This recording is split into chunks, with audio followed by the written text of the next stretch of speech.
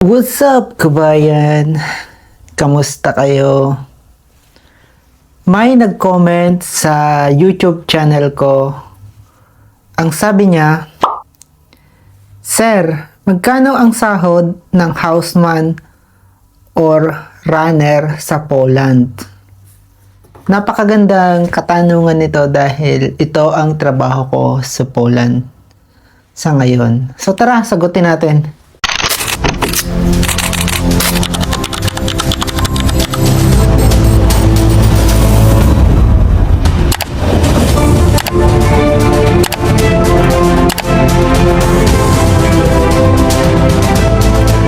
Magandang katanungan yung comment ng ating isang kababayan dyan sa Pilipinas, ano? So bilang houseman, ibibigay ko yung kasagutan ko sa sahod ng houseman dito sa Poland o runner. Kasi yan ang experience ko dito sa Poland, mga kababayan, ano? So maglilimang taon na ako dito sa Poland. So bale, sa hotel job, so maglilimang taon na rin akong may experience dito sa Poland, ano. So itong kasagutan ko, mga kababayan, ay i-compute ko na sa peso, ano, para hindi na kayo mahirapan pa. So kumbaga sinulat ko na dito, kumbaga i-discuss ko na lang sa inyo para maging malinaw. Kasi hindi rin ako pwede magtagal gumawa ng video dahil may pasok ako bukas, mga kababayan. So tara, talakayin natin. Sana ay mapanood nyo yung buong video para maging malinaw sa inyo, ano. So sahod ng houseman, kung ikaw ay isang direct sa hotel. Kasi isang direct ako sa hotel, wala akong agency, mga kababayan, ha. Lahat ng sasabihin ko sa inyo ay base sa payslip ko. Sample ko yan sa inyo kasi tumataas nga ang sahod dito. So itong payslip na to ay latest. Kaya magandang idea to para do sa mga kababayang nangangarap magtrabaho dito sa Poland bilang houseman sa hotel, ano. So tara, talakayin natin. Sa sahod ng houseman, ang gross ko dito ay nagkakahalaga ng 79,143 pesos. So, gross yan, mga kababayan, ha. So, after tax, of course, ay lahat naman, kahit saan tayo magtrabaho ay may tax. So, ang tax ay nagkakahalaga ng 20,364 pesos. So, ano bang nakapaloob doon sa mga tax, mga kababayan? Siyempre, kumakain ako sa hotel 2 beses or 3 beses, ano, sa loob ng 10 hours na duty ko.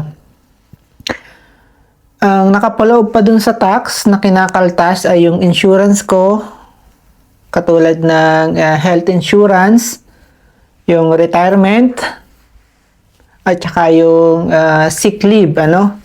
So, syempre, doon din yung binabawas, mga kababayan. Tapos, ang isa pang kinakaltas doon sa tax na yon ay, ang nakapaloob pala doon sa tax na yon yung multi-sport ko, mga kababayan, ano. So, unlimited akong nakakapasok sa mga accredited na gym. So, may card ako. Pupunta lang ako dun sa gym, itatap ko yon. Tapos, makakapag-start na akong mag-gym, no? So, yung neto ay nagkakahalaga ng 58,741 pesos, mga kababayan, ano?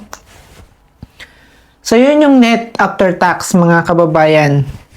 So, syempre, si Kabayang Adrian ay nagre-rent ng apartment dahil nga, sabi ko sa inyo, wala akong agency, independent ako dito, ang OFW. Kumbaga, yung kontrata ko ay katulad ng kontrata ng mga lokal na Polish, ano? So, magkano ba yung rent ni Adrian dito or ni Kabayang Adrian? So, nagre-rent ako per month ng 19,050 pesos. So, kasama na dun yung wifi, tubig, at electricity. So, room lang yan mga kababayan ha. So, sa isang apartment, parang bahay yan. Imagine ninyo, meron akong kasamang dalawa. So, 3 kwarto yon. May isang kitchen, isang bathroom, may ref, merong stove, may bathtub, yung bathroom. Alam niyo yun, simpleng parang bahay lang, imagine nyo. Pero may dalawa akong kasama doon sa apartment na may room din silang sarili. Ano? So yun lang, imagine nyo yung ganyan. So yung transportation ko, of course, about 40 minutes ako doon sa working place ko, mga kababayan. Kaya babayad ako ng transportation, kumbaga ticket sa train. So, unlimited within Tri-City Poland. So, Tri-City Poland including Sopot, Gdansk, and Gdynia, mga kababayan. Kaya medyo mahal yung ticket ko na nagkakahalaga ng 2,956 pesos, mga kababayan. Ano? So, medyo malaki, pero it is what it is. Kasi napapakinabangan ko naman yung ticket ko na yan. Kumbaga, ride ako kapag gusto ko, anytime. Hindi ko na kailangan pang bumili. Ano? So, monthly ako nagbabayad ng ticket dito. Kumbaga, mas convenient para sa akin. At mas makakatipid ako. Ano? So, magkano na lang ang natatanggap ni Kabayang Adrian sa monthly salary ko or sa gross ko na 79,143 pesos. So, ang malinis na natatanggap ko sa aking kamay, mga kababayan, ay 36,751 pesos, mga kababayan. So, yan ang salary ko doon sa company ko bilang houseman at full contract. So, sabi ko nga sa inyo, 168 hours lang ako pumapasok kada buwan, ano? So, baga, 10 hours per duty. So, pumapasok lang ako ng 17 days, ano, per month. So, per week, pumapasok ako ng 4 days, 3 days. So, meron akong bakante na 3 days off, 2 days off. So, napakaganda para sa akin no, na kapag part-time ako. Kaya lumalaki pa rin yung income ko or yung ipon ko. Ano? So, kaya nakakabili pa rin ako ng mga gusto ko. Nakakapagpadala pa rin ako sa pamilya ko kapag kailangan.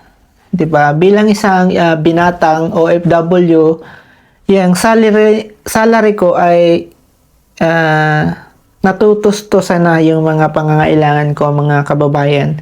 So, alam ko medyo mababa, medyo maliit kumpara dun sa mga karatig na European country dito. Pero, sabi ko nga sa inyo, bilang isang binata, ay sakto yan para sa akin. Enough pa rin. Pero of course, may mga pangangailangan yung pamilya ko. Kaya kumakayod pa rin talaga ako. Nagpa-part-time. At rumaraket sa madaling salita.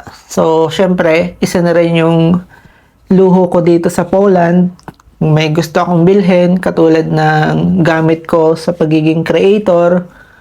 So, kailangan kong kumayod ng doble. Ano, mga kababayan. So, itong sample ko ng sahod ko sa payslip ay gabayin nyo lang yan, mga kababayan. Sabi ko nga, dito sa Poland ay tumataas ang sahod 2 beses, 1 beses. kada taon, ano? Kaya't yung mga kababayan na paparating pa lang, don't lose hope. Pagdating nyo dito, baka mas mataas pa sa sahod ko ang sasahodin ninyo, ano? So, yun nga, sabi ko sa inyo mga kababayan, hindi nyo pwedeng ikumpara yung sahod ko sa sahod ng agency, ano? Kasi yung agency, maraming kaltas yun. Kasi agency ako nung nag-start ako dito sa Poland. Kaya yung mga nagtatrabaho sa agency or yung hawak ng agency na nakakapanood ng sahod na to, so magkaiba tayo ng sa salary dahil independent worker ako dito sa Poland. Ang may hawak sa akin ay ang hotel. Ano? Yung GM. At ang nagpa-process ng working permit ko, mga dokumento ay ang HR. Ano? So, kasi yung ibang agency, lahat ay may mga libre dyan. Ano?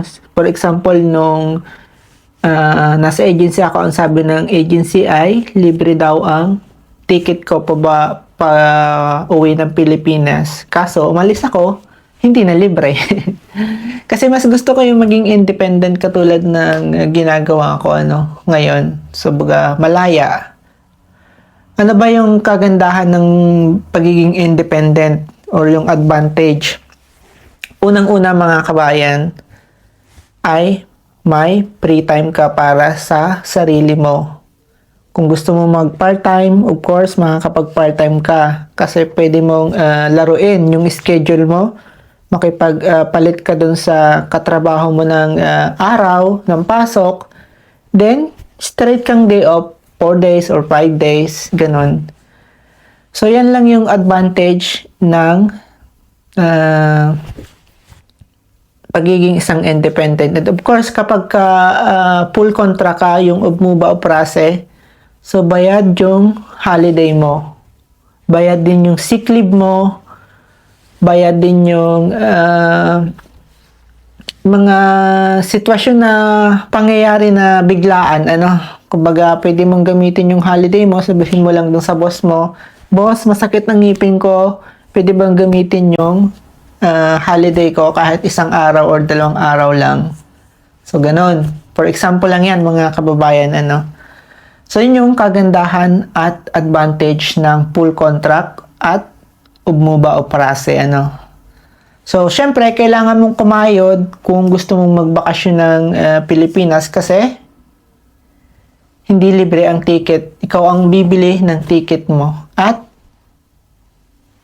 nagbabayad ka ng apartment per month. So, ang alam ko, ang nagtatrabaho sa agency ay mababa lang yung binabayaran nila kasi sagot yung kalahati, I think, ng agency or 50% or 30%. Pero, alam nyo, ang pangit kapag ka-agency, napakadami nyo sa bahay.